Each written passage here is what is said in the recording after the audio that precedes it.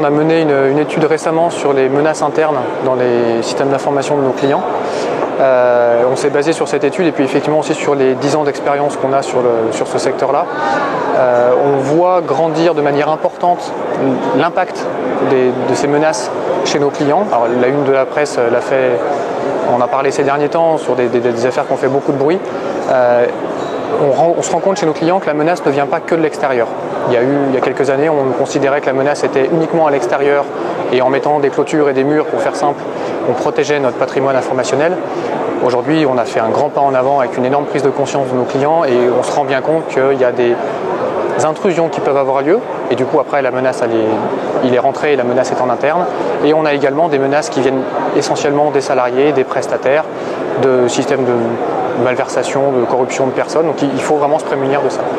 Donc on voit cette prise de conscience aujourd'hui chez nos clients et on voit de plus en plus de projets qui visent à contrôler ce qui se passe en interne, mieux gérer les accès à l'information, classifier l'information évidemment, et on sent aussi une prise de conscience d'un point de vue plus politique avec les nouvelles directives européennes qui sortent aujourd'hui sur la protection des données personnelles.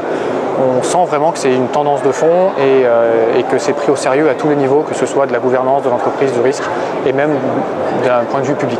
Chez nos clients, ce qu'on voit aujourd'hui, une fois qu'on a pris conscience de ces menaces internes, c'est la mise en place de plus en plus de mécanismes de contrôle, d'audit, d'analyse. On a évidemment ce dont je viens de parler sur la gestion des autorisations, des habilitations, l'application du métier.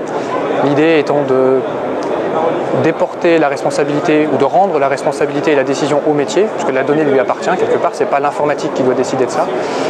On voit de plus en plus également de projets et d'initiatives sur la partie audit, traçabilité, être capable de pouvoir, entre guillemets, remonter le temps pour comprendre une attaque. Souvent, ça peut être des attaques ou on va dire simplement des soucis de sécurité qu'on découvre a posteriori.